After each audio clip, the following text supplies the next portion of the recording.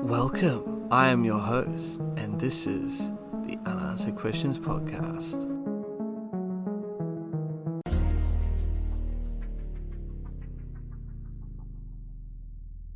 Hello everyone, and welcome to another episode of my new podcast, Unanswered Questions, where every week we will endeavour to discuss a mysterious unsolved case that has many lingering unanswered questions. So I hope you enjoy, and as always, leave me some feedback on what you think about the show, and rate it as well. Now on to the show. This week we'll be talking about the Mary Morris case. On the morning of October 12, 2000, 48-year-old bank loan officer Mary Henderson Morris left the Baytown ranch she had built with her husband of 5 years, Jay Morris. He walked her to the car before 6 a.m. and watched as she returned from their Burnett Bay home in the direction of her regular gas station.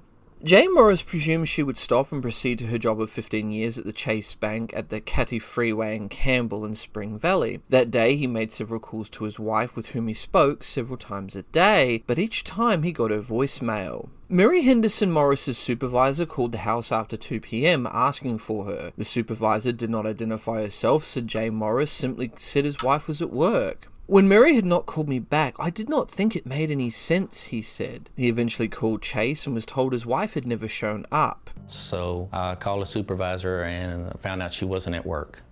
And then that's when I knew immediately that there was something wrong, because she didn't miss work. Worried, he called police and Bladlock, his stepdaughter. The two began to retrace Mary Henderson Morris's steps. They realized she'd forgotten her cell phone that morning and began to speculate that she'd gotten into an accident or had car trouble. As Jay Morris made a missing person report with the Sheriff's Department around 5 p.m, deputies received a call about an abandoned, burned-out car discovered by someone off-roading in a remote area. Just 3 miles from her home in the opposite direction of the bank in an isolated drainage area, Mary Henderson Morris's scorched body and car were nearly unidentifiable. Authorities identified the car as Mary Henderson Morris's Chevrolet Lumina that evening, but it took 3 days to confirm the remains inside were hers. Marilyn and I went down, and the police was there, but they had everything blocked off, and they told us to turn around and come back home. I was frustrated that they wouldn't tell me, but at that point I still wasn't thinking that it was her. Because of the condition of the body, it was impossible to determine how she had been killed. Her body was so severely burned, investigators had to use tooth fragments to identify her. There seemed to be no reason that she would have been murdered. There was no reason for it whatsoever. She was just a good person. You know, never did anything bad to anybody. They asked everything from gambling to drugs to affairs to anything, and all the answers were no. She didn't gamble, she didn't drink, nothing. Detectives investigating Mary Henderson Morrison's death quickly determined she had been a happy woman with a stable life. She met Jay Morris through a personals ad and had been content in their 5-year marriage, the second for each of them. Her first husband, Jim Henderson, remained a part of her life through their daughter Blarlock. He helped search for his ex-wife that October afternoon. She had no apparent enemies, said Sheriff's Detective Robert Tonry. No drugs, no affairs. It has been hard to track down suspects, just short of some mysterious person that abducted her. End quote. Mary Henderson Morris's body was found in an area secluded by a gate and thick trees that must be accessed by way of a busy Baytown thoroughfare. No one knew that the smoke reported to the fire department about 10:20 a.m. on October 12th, which was dismissed as burning leaves, was from the fire that gutted Henderson Morris's car. The fire was set, interestingly enough, using massive amounts of accelerant which singed nearby trees and melted everything from the car wheels to Henderson Morris's jewellery, all of which, except for her wedding ring, was left behind. Though her purse was missing, no charges were made on her credit cards, and her phone card was not used until 5 months later, which we'll get into. Another intriguing fact was on a Reddit post dedicated to this case. It was stated that Mary Henderson Morris's daughter says the police aren't entirely sure what the accelerant used was, but that they considered horse manure. Apparently, from what I'm to understand, Mary Henderson Morris was an equestrian and used buckets of manure to fertilize her garden, but if that's the case, that's not necessarily something a stranger would know. The majority of the time, somebody committing a robbery wants to get the most money with the least amount of trouble, Detective Tonroy stated. If you would take a purse, wouldn't you take jewellery? Why be so discriminating? Whoever did this took a great deal of time to seclude her in that area. If you get someone out for drug money, he may kill her and try to wipe off the prints. But someone went to the trouble to make sure there was absolutely no evidence left. End quote. With few clues, the detectives cannot account for the time between her departure before 6 a.m. and the reports of a fire at 10:20 a.m. on that day. A cashier at a gas station at Interstate 10 and Thompson recalled someone matching Henderson Morris's description, but the store's surveillance video from that morning was sadly destroyed before police could view it, and Mary Henderson Morris, known to carry little cash, did not make any credit card charges. Then, in April, 6 months after the killing, Jay Morris received $2,000 in bills for his wife's phone card, which detectives traced to a 16-year-old Galveston girl. Now, she told detectives she found a purse with the card and other belongings in March sitting in a parking lot of a Galveston convenience store. The girl, who detectives determined was not connected to the slang, said a neighbor kept the purse. Tonry found the purse, but Henderson Morris's family said it could not have been hers. Unfortunately, the neighbor had thrown away the other contents. Around the same time, Jay Morris began receiving phone calls to his unlisted phone line from people asking for Mary. Caught off guard, Morris initially said she was not home, and by the third call he followed detectives' advice and gave the caller Tonry's number as a place to reach her. The caller allegedly said, and I quote, "Oh, yeah, right," end quote. That was the last call that Morris received. Now, detectives traced the phone calls to a Baytown apartment on Northwood, but no further leads were apparently developed. 3 days later, the body of 39-year-old Mary McGinnis Morris was found in her car under nearly the exact same circumstances as Mary Henderson Morris. Police began looking into Mary McGinnis Morris's life. She was a nurse practitioner in charge of several clinics for a major industrial corporation. Mary McGinnis Morris left her home and family in West Virginia in 1998 to become medical director for Union Carbide in Houston, where she oversaw several of the company's clinics. An interesting company that suffered many major disasters, one in 1927 that lasted until 1932, and two in both 1984 and 1985. Now, Union Carbide Corporation is an American chemical corporation wholly owned subsidiary since February 6th of 2001 by Dow Chemical Company. Union Carbide produces chemicals and polymers that undergo one or more further conversions by customers before reaching consumers. Some are high-volume commodities and others are specialty products meeting the needs of smaller markets. Markets served include paints and coatings, packaging, wire and cable, household products, personal care, pharmaceuticals, automotive, textiles, agriculture, and oil and gas. The company is a former component of the Dow Jones Industrial Average. Founded in 1917 as the Union Carbide and Carbon Corporation from a merger with National Carbon Company, the company's research has developed an economical way to make ethylene from natural gas liquids such as ethane and propane, giving birth to the modern petrochemical industry. The company divested consumer product businesses Everyday and Everready and Energizer batteries, Glad bags and wraps, Simonet's car wax, and Prestone antifreeze. The company divested other businesses before being acquired by Dow, including electronic chemicals, polyurethane intermediates, industrial gases, Linde, and carbon products. The Union Carbide and Carbon Corporations was formed on November 1st of 1917 from the merger of the Union Carbide Company founded in 1898, the National Carbon Company founded in 1886, Linde Air Products Company, a maker of liquid oxygen at Buffalo, confiscated from, and I'm gonna butcher this name, Gesellschaft für Lindes Ismaschen AG under the Trading with the Enemy Act of 1917, and the Prestolite Company, manufacturer of calcium carbide in Indianapolis. In 1920, the company set up a chemicals division which manufactured ethylene glycol for use as automotive antifreeze. The company continued to acquire related chemical producers, including the Bakelite Corporation in 1939. The company changed its name to Union Carbide Corporation in 1957 and was often referred to as Carbide. It operated Oak Ridge National Laboratory from 1947 to 1984. During the Cold War era, the company was active in the field of rocket propulsion research and development for aerospace and guided missile applications, particularly in the field of chemicals and plastics, solid rocket motors, and storable liquid fuels. R&D was conducted at the Technical Center in southern Charlestown, West Virginia. The Aerospace Materials Department was part of the company's Carbon Products Division. U-Car Batteries was Carbide's industrial and consumer zinc chloride battery business. The business, including Energizer alkaline batteries, was sold to Ralston Puna in 1986 following a hostile takeover attempt. After the Bhopal disaster, which I'll get into in a minute, Union Carbide was the subject of repeated takeover attempts. In order to pay off its debt, Carbide sold many of its familiar brands such as Glad trash bags and Everready batteries. Dow Chemical announced the purchase of Carbide in 1999 for $8.89 billion in stock. The deal was consummated in 2001 and valued at $11.6 billion.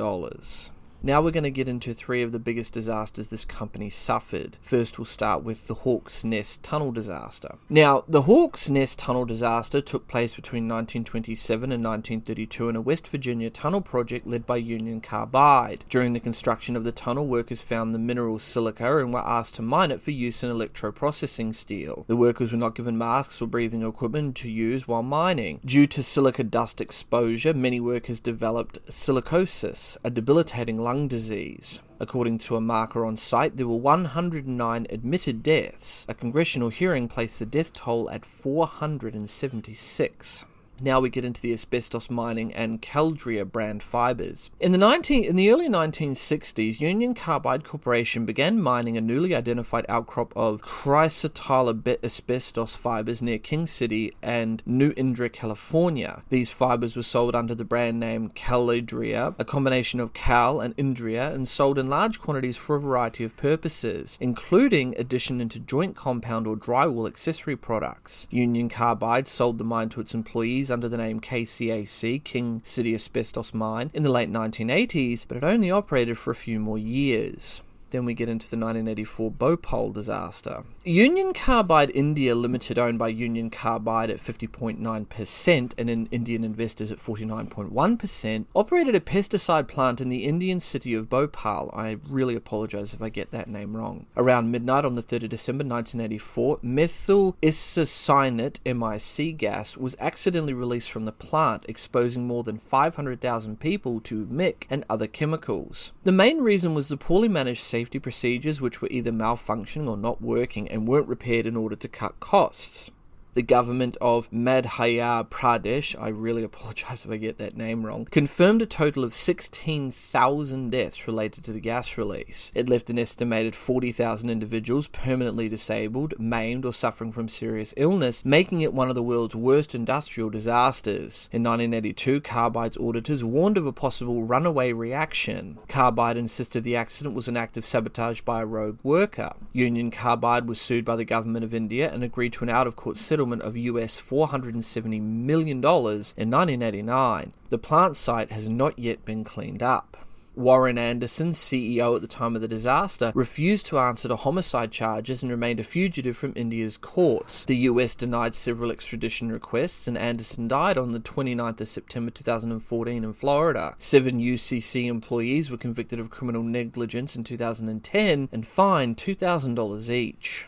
Now we get into the 1985 West Virginia gas leak. The year after the Bhopal disaster, a faulty valve at the UC plant in Institute, West Virginia, caused a large cloud of gas that injured 6 employees and caused almost 200 nearby residents to seek medical treatment for respiratory and skin irritation. Union Carbide blamed the leak of L-decarboxamine, made from mic but does not contain any mic itself, the main ingredient in the popular farm pesticide Timic, on a valve failure after a buildup of pressure in a storage tank containing 500 pounds of the chemical. A company spokesperson insisted that the L-decarboxamine leak never was a threat to the community, end quote.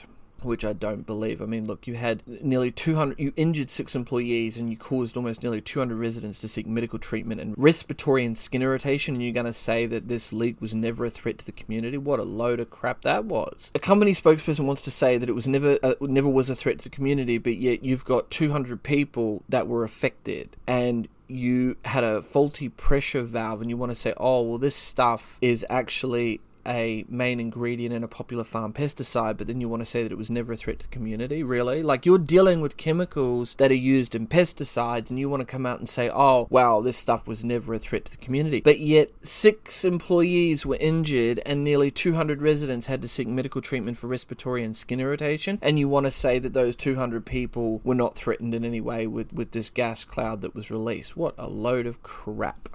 She missed her family greatly, said Jamal, who also worked at Union Carbide with Mary, them and the hills of West Virginia, end quote. Mary was like an angel. She was very joyful, always happy, making people laugh. Not enough words really to describe her. I mean, she was just really loved by everybody. Anything basically a doctor would do, Mary did. She would work 14 hours a day, not think twice, go back in of an evening, weekends, whenever she was needed. As Mary McGinnis Morris settled into her life in Houston, she grew to love her job and made fast friends with Jamal. But her life was not without its problems. Her marriage was troubled, problems escalated when the couple moved to Houston where Mike Morris was out of work. They argued often, and at one time he believed she was having an affair. Quote, "I confronted her in the person," Mike Morris said. "They looked me in the eye and denied it. I chose to believe him. We had problems in the last few years, but we were well on our way to solving them. We were back at the point of being best friends when she died." End quote. When Mike heard rumors of an alleged affair between Mary and a family friend, he confronted them head-on. I can tell you that at the time that happened, they both looked me in the eye and they both told me that there had been nothing inappropriate in their relationship. And I didn't see any betrayal in their eyes. Friends and family, however, suggest the marriage had not been mended. They said Mike Morris was distrustful and often followed his wife. Mary put it to me that she'd fallen in love with someone else, said Laura, her sister, but she was not going to leave Mike. She was trying to make her marriage work, but after they'd gone through 3 or 4 marriage counselors, it had gotten to the point where she would have asked him for a divorce. End quote. There was also tension at work. Apparently in early 2000, a temporary employee joined Mary McGinnis Morris's staff and complained to her superiors, questioned her authority, and often seemed agitated, or so Jamal, her friend, claimed. Quote, "The problems with him started immediately, but in the last few weeks of her life, things had become very stressful for her," Jamal said. "She was really afraid."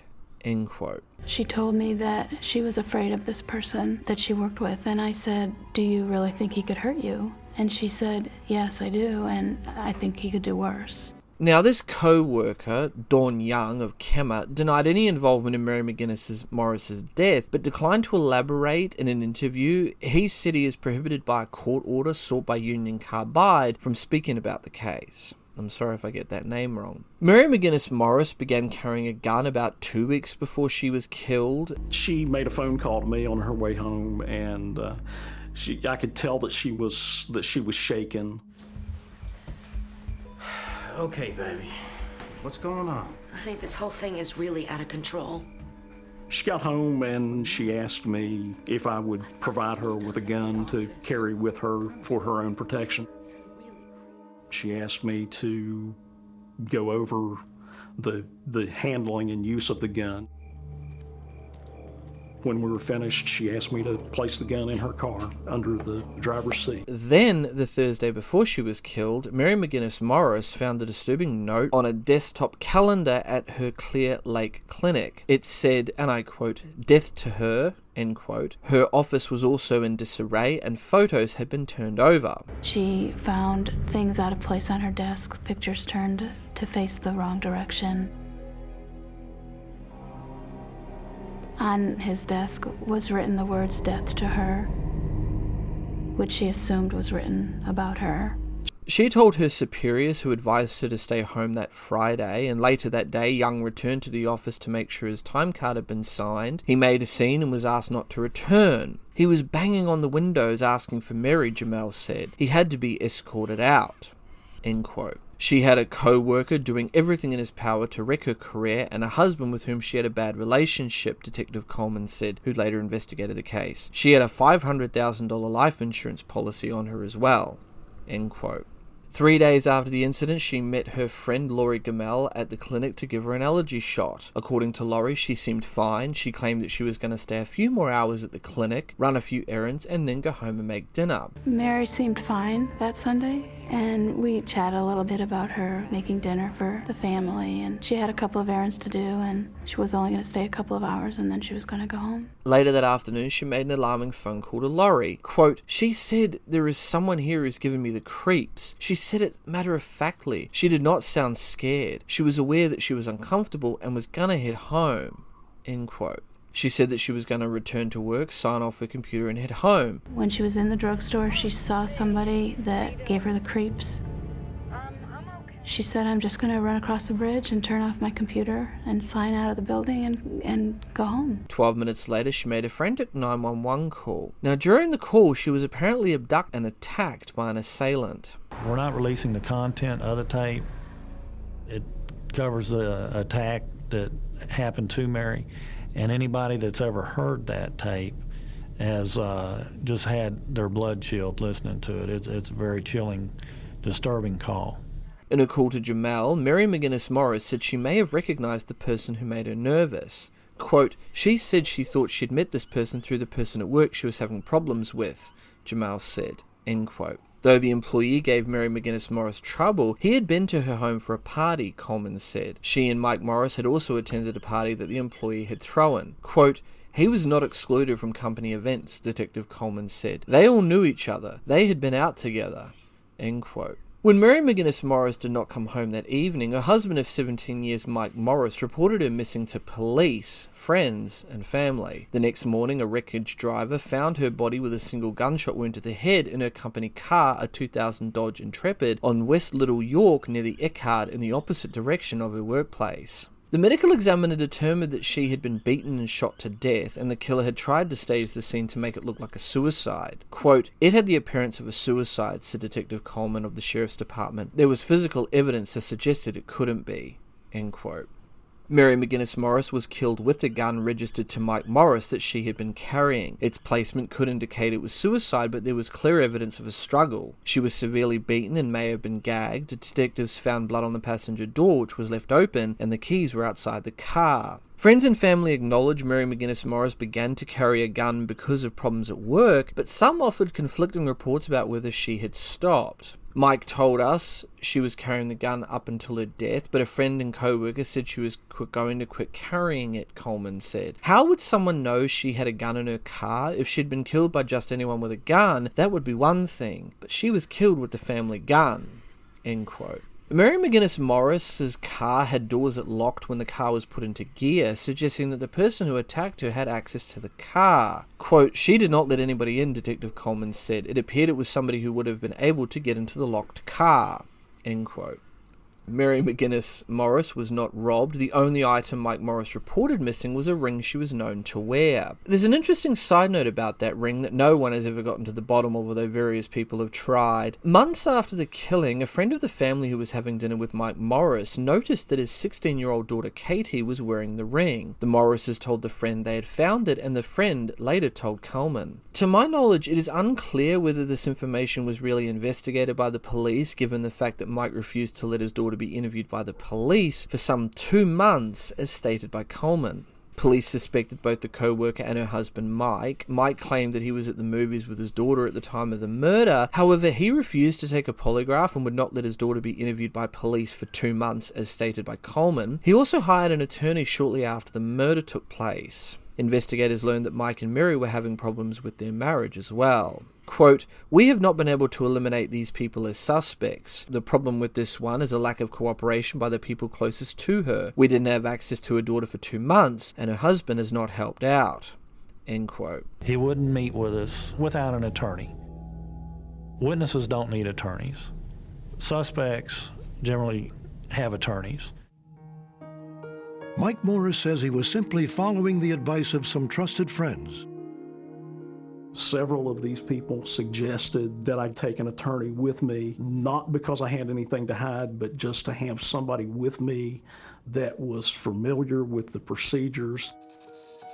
Detectives were also suspicious about Morris's refusal to take a polygraph test. I was on anti-anxiety medications. I was on antidepressants. I wasn't really sure that this polygraph examination that they were talking about could adequately compensate for all of those conditions. Another 2 hours after Mary McGinnis called 911, she received a call on her cell phone. Mike Morris, who was at the movies with Katie, told detectives he never reached his wife. He said the phone rang unanswered, but phone records indicate the call lasted for 4 minutes. That was the final incoming call completed to McGinnis Morris's phone. He claimed that the 4 minutes was a mistake on the phone company's part, yet it was recorded that the call, far from being unanswered, lasted for 4 minutes, and there are call records that confirm this. If the call went unanswered, as Mike Morris claims, how is it that the call lasted for 4 minutes? It doesn't make any sense. There was a phone call some 2 hours after Mary Morris made a very desperate and chilling call to 911. That call was made by Mike Morris. The problem is, this phone call lasted for 4 minutes. This was, by all indications of the cellular telephone company, a completed call. What you have to wonder is, what did that phone call either set in motion or end? Normally, the cellular service would have kicked in and said that the party you were calling was unavailable. I didn't get that. I don't know why I didn't get that. But as long as the phone was ringing and I thought that there was a possibility that she would answer it, I let it ring.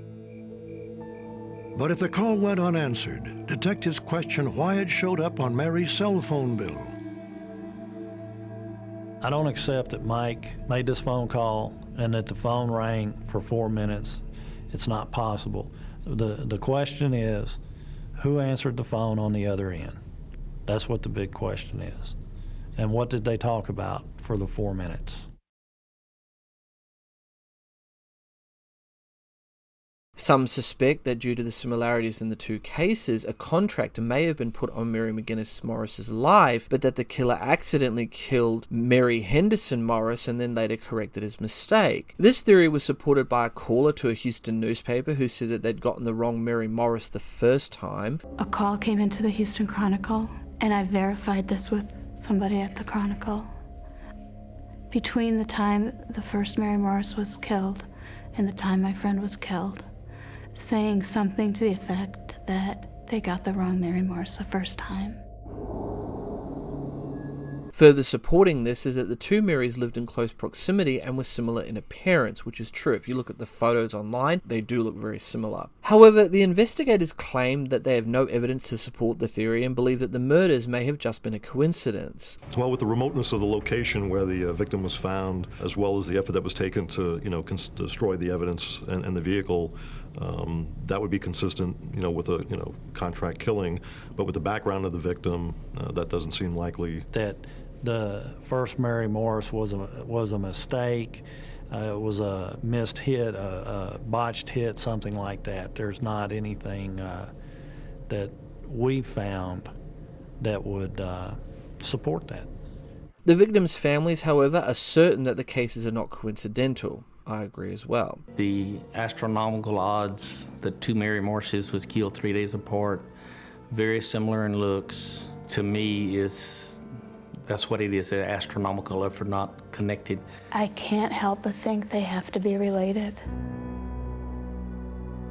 I can't imagine that two women with the same name would be murdered within 3 days of each other, both found in their cars, and not have that be related. The cases remain unsolved. The male worker was an obvious suspect in Mary McGinnis Morris's murder. Along with the apparent death threat, he had left on bad terms, quitting his job after several failed attempts to discredit Mary. Investigators say that they may have evidence to link the co-worker to the crime. Her husband, Mike Morris, is another prime suspect. They are suspicious of his lack of cooperation, multiple motives, and a 4-minute phone call that happened at the time of the murder that he denies ever took place. Sadly, to this day, this case remains unsolved. I had absolutely nothing to do with the arrangement of Mary's murder. It's a hurtful insinuation, but I know that it's absolutely untrue. With that, this case remains open, but with many unanswered questions that still remain unanswered. Please rate the show and let me know what you guys think about this and the many other cases I've covered. You can follow me on all major social media platforms: YouTube, BitChute, Dailymotion. I'm also on Twitter and Instagram. Links are all down below in the description. If you have a case you'd like me to have a look at or cover, don't hesitate to send me a message. I'm your host, and this has been the Unanswered Questions Podcast. Until next time. Next, on Unanswered Questions. Joseph Daniel Casolaro, born June 16th of 1947 and who died on August 10th of 1991, was an American freelance writer who came to public attention in 1991 when he was found dead in a bathtub in room 517 of the Sheraton Hotel in Martinburg, West Virginia.